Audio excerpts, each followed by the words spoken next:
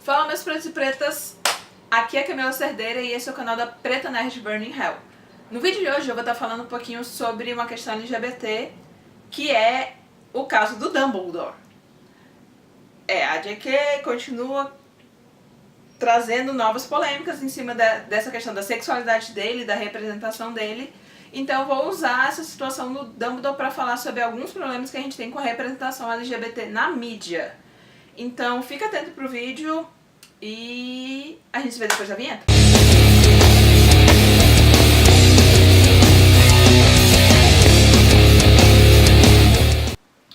Tá, vamos entender o que aconteceu no caso do Dumbledore. Tudo começou quando saiu o 7º livro, As Relíquias da Morte, da série Harry Potter. Depois que o livro saiu, a JK deu uma declaração falando que o Dumbledore era gay. Até aí, ok, não era exatamente algo bom, mas não era necessariamente algo ruim. Você teve 7 livros que em momento nenhum foi dito que foi expresso qualquer coisa que fizesse você entender que o Dumbledore era gay. Tipo, nunca falaram que ele era gay, não falaram que ele tinha um namorado, nada do gênero. Mas o livro era focado completamente na vida e na visão do Harry dos acontecimentos. Então, o Harry, como é um garoto bocó, talvez não tivesse percebido que o Dumbledore era gay. Tudo bem. O problema maior aconteceu quando surgiu a franquia Animais Fantásticos. Por quê? Em Animais Fantásticos e Onde Habitam, a história se passa anos antes do Harry e ele traz o personagem do Dumbledore em diversos momentos. Inclusive, a partir do segundo filme, que é Os Crimes de Grindelwald, o Dumbledore basicamente é um dos protagonistas, junto com o próprio Grindelwald. E aí que tá o problema, porque novamente não está sendo expresso que o Dumbledore é gay. Ele não fala sobre isso, ninguém comenta sobre isso, ele não tem nenhum traço que indique que ele seja gay. E pra piorar, o Dumbledore era apaixonado pelo Grindelwald. E no DVD, no Blu-ray na verdade eu acho, nos extras do Blu-ray do segundo filme de Animais Fantásticos, a JK dá uma declaração falando que sim, o Dumbledore e o Grindelwald foram um casal, eles tiveram envolvimento romântico e provavelmente sexual. Palavras da autora. Só que isso não está sendo explorado. Então, ela continua repetindo que o Dumbledore é gay sim, ele namorou sim, mas a obra mesmo, os filmes e os livros não retratam isso. E isso é um problema. E eu vou explicar que tipo de problema é esse. Pra gente entender o caso do Dumbledore, a gente vai explicar 3 coisas. O que é queer-coding, o que é queerbaiting e o que é queer-catching.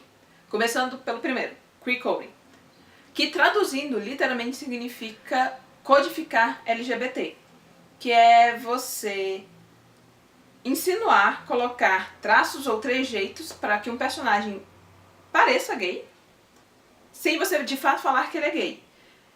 E vale lembrar que isso pode ser feito intencionalmente, onde o autor tem deliberadamente a vontade de fazer isso, ou acidentalmente. O autor ele não percebe que esse personagem pode ter uma leitura LGBT.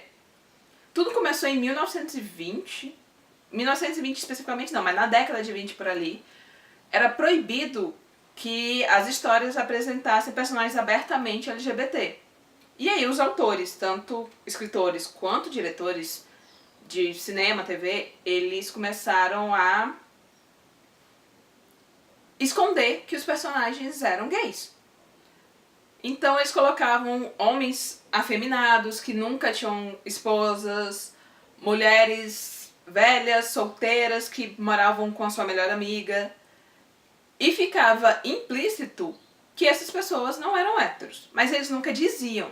Muitas vezes diretores até falavam pro ator agir como se ele fosse gay, mas não era dito abertamente no texto, por falas ou relações entre personagens, que o personagem era gay, apesar dele ser. Só que, à medida que o tempo foi passando, muitos diretores, muitos escritores começaram a reproduzir esse comportamento de escrever personagens com certas codificações sem perceber que aquilo era pra esconder que os personagens eram gays. Por exemplo, a maioria dos vilões da Disney são codificados LGBT. Se você pegar a Úrsula, ela é abertamente inspirada em uma drag queen.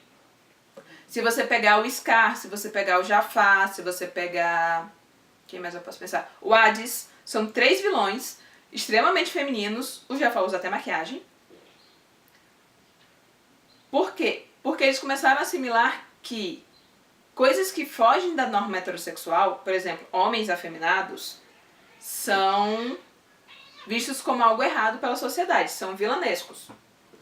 Portanto, você ter um vilão afeminado ou uma vilã, no caso da Úrsula, um pouco masculinizada, fora do eixo padrão de beleza, é a forma de você representar o que é maldade, o que é vilania.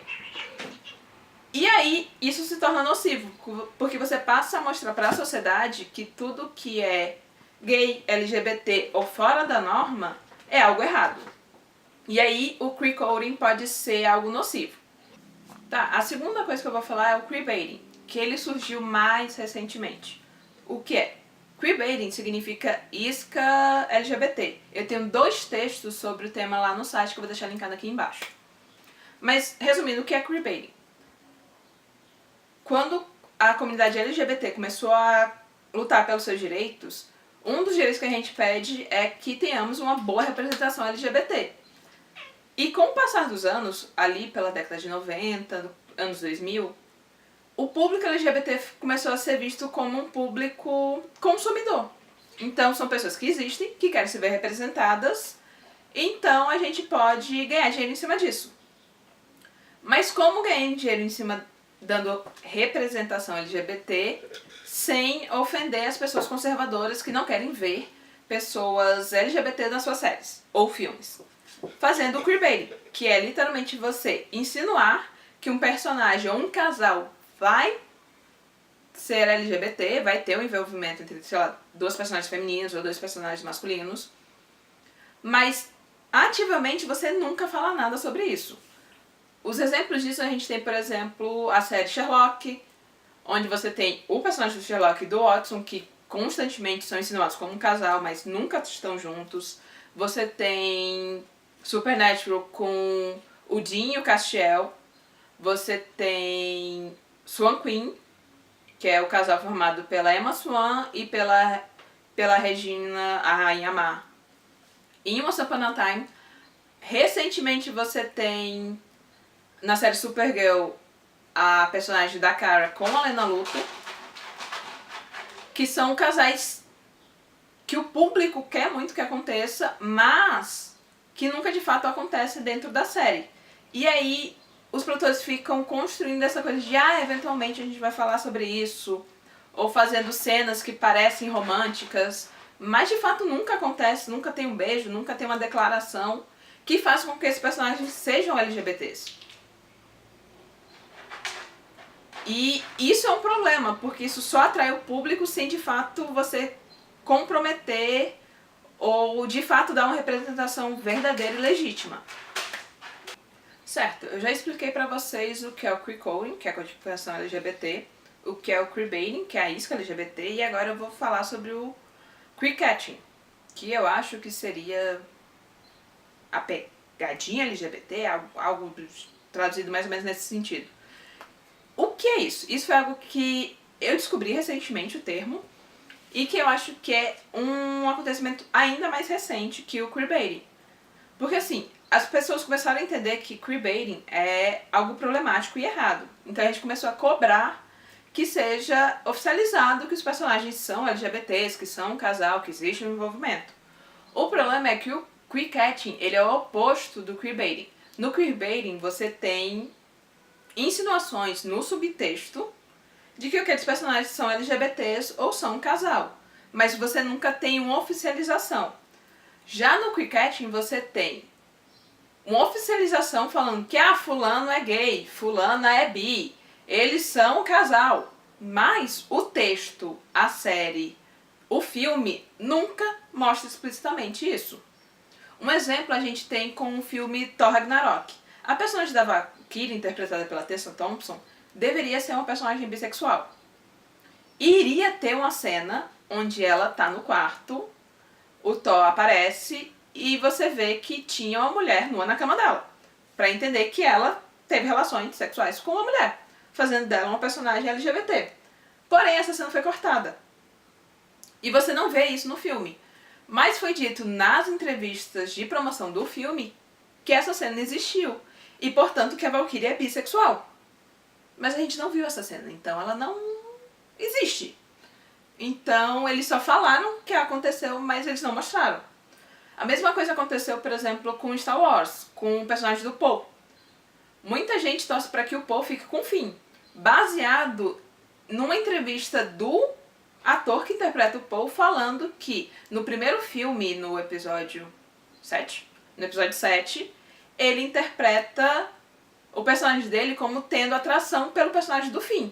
Sendo que o roteiro nunca pediu isso, eles nunca exploraram isso depois e foi só apenas uma declaração separada do ator em uma entrevista. Mas de fato a gente não tem uma representação de que ele seja gay, ou que ele seja bi, ou que ele sinta atração por qualquer homem na série, seja o Finn ou outro personagem. E aí que entra a questão do Dumbledore. A J.K. sempre fala em entrevistas que o Dumbledore é gay, que ele namorou, que ele teve uma relação romântica, sexual com o Grindelwald. Mas, em 7 livros de Harry Potter e atualmente 2 filmes da franquia Animais Fantásticos, a gente nunca viu isso.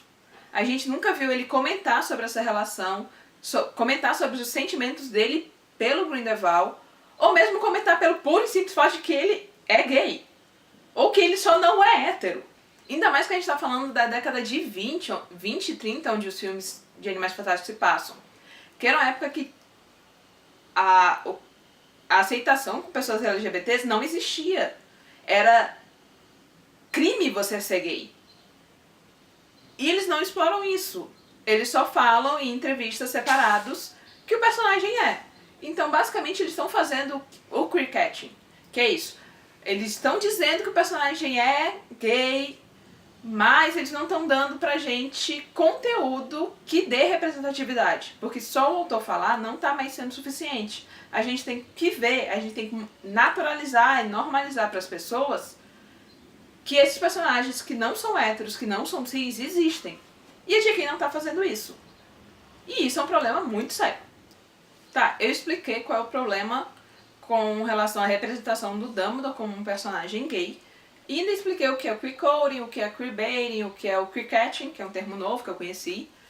Como eu disse, tem 2 textos linkados aqui embaixo, onde eu falo um pouquinho melhor e me aprofundo sobre o que é o queerbaiting.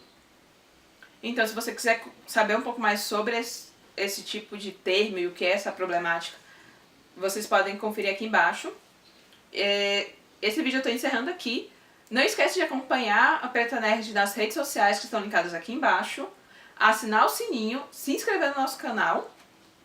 Se inscrever para poder receber nossos vídeos, assinar o sininho para saber quando é que saem vídeos novos.